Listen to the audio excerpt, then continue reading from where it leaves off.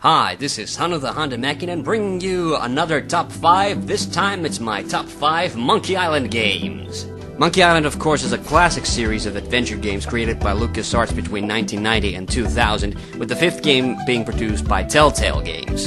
And I happen to know Monkey Island fans are very divided over which games are considered the best and so forth. I love all the games, just to remind everybody that this is just my list and these are just my favorites. So let's get on with it.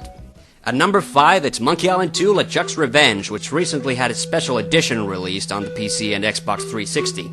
Although it's my least favorite Monkey Island game, I will have to admit that the graphics still look great, and I think it has probably the second best soundtrack in the whole series. Aside that, it just has a lot of great comedy, and possibly some of the most challenging puzzles in the entire series. However, the game is a real love it or hate it sort of deal for a lot of people, and that's because of the ending, and definitely when I played the game through for the first time, I was really angry at the ending, but the game has grown on me, and I'm able to enjoy it for what it is. At number 4, it's Escape from Monkey Island. Now, this is a game that fans reacted kind of badly to, but at the same time, I think it's gotten a lot more criticism than it deserves. Definitely Jambalaya Island and Monkey Combat were the biggest weaknesses, but I also did feel that the game borrowed a lot from the previous games for its content. But having said that, I think the game's own brand of comedy was still good. The game gets a lot of criticism for its 3D look, and I honestly can't understand this because people can't seem to remember that 3D games just don't age that well. And you have to remember that LucasArts' only other 3D adventure game that they did was Grim Fandango. Compared to that, Escape from Monkey Island did a lot of upgrades on the game engine, and I think it still looks pretty good. Ultimately, there are a few animation bugs that look really bad, but it's not like Grim Fandango didn't have any. Plus, Grim Fandango was a really amazing game, so I think it's kind of unfair to compare this game with that one. The game still had great humor, clever puzzles, and epic cutscenes. And I think people shouldn't judge it just by how it looks.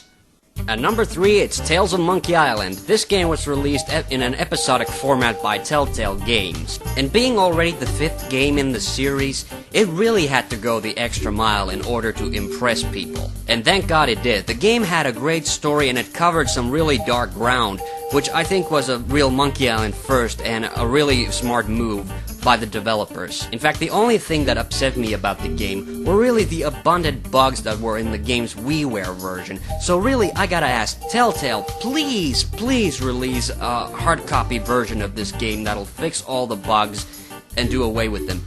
They didn't ruin the gaming experience, but they definitely made it just a little less enjoyable. On the overall, however, Tales impressed me a hell of a lot. It was a great game and definitely recommendable. At number 2, it's The Secret of Monkey Island, and you already know that this was already on my top 10 adventure games list, so there's really not a lot I can tell you more about it. I just think it's a classic game. I love the dialogue. I've pretty much memorized it all. I love the music, I love the atmosphere, I love the locations, and it just feels great to see kind of where the whole saga of Monkey Island began. It definitely feels like a small, short game by today's standards, but it still has a lot of great content, and I think the few slightly negative points about it are really smoothed over in the special edition, but I'll talk about that in a bit.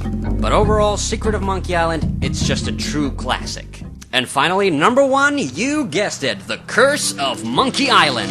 It's really hard for me to pick just one word to describe this game because I'm torn between awesome and epic. First, there's the awesome graphic look with all the wonderful backdrops, the Disney-esque animation, the cutscenes, everything. The game just looks brilliant, and I love the atmosphere that the visuals create alone. There's the awesome soundtrack created by Michael C. Land, which just adds to the atmosphere, makes the game feel larger than life, and I already love when the theme song blasts away at the beginning, and just everywhere during the ship combat on Blood Island, on Plunder Island, the music is just fantastic in this game. And then, of course, there's all the awesome characters like Haggis McMutton, Edward Van Helgen, Cutthroat Bill, Renee Rottingham, Griswold Goodsoup, and of course, Murray, the evil demonic skull in his series debut. All this and just the length and the amount of content in the game just adds to an experience which just feels just slightly more epic experience than any of the previous games, or in fact the games that have come since. But I've rambled on long enough. It's just my favorite game in the series, period. Okay, now that we have some time left over, I'd like to discuss the special editions of Secret of Monkey Island and Monkey Island 2 right here at the end. If you were to ask me which special edition was actually better, then I would actually have to say the Secret of Monkey Island Special Edition.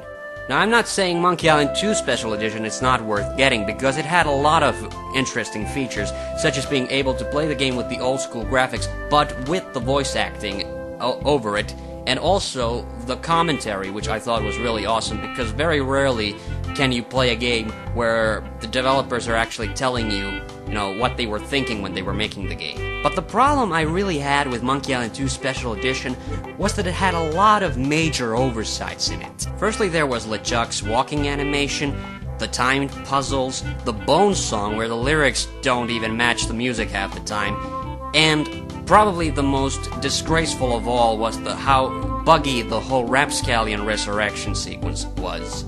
I mean, Bone Song and Rapscallion, those are two of my favorite things in Monkey Island 2 that they messed up in the Special Edition. Compare this to Secret of Monkey Island Special Edition, there were only 2 bugs that I can recall, and both were really harmless and barely noticeable. I mean, one is every time the shop clerk opens the safe door, you hear the fanfare. I think it was actually kind of funny the second time when he closes it, the fanfare doesn't even get to play all the way. And the second one was Red Skull walking kind of funny in one of the scenes. But again, you can't really notice that, it's only in one place. LeChuck's walk animation, you see him every time you get a map piece in the game, in Monkey Island 2. So, actually, I prefer to play Monkey Island 2 Special Edition with the old graphics that don't have any bugs in them, and the voiceover over that, and it's a real waste, because they did put a lot of effort into the revised visual look of Monkey Island 2. Bottom line, the Secret of Monkey Island Special Edition actually improved and smoothed over some of the problems that were in the original game, whereas Monkey Island 2 Special Edition, it added more problems, and I think that is completely unacceptable for a so-called special edition of a game. But that's all from me for now. See you on the next list.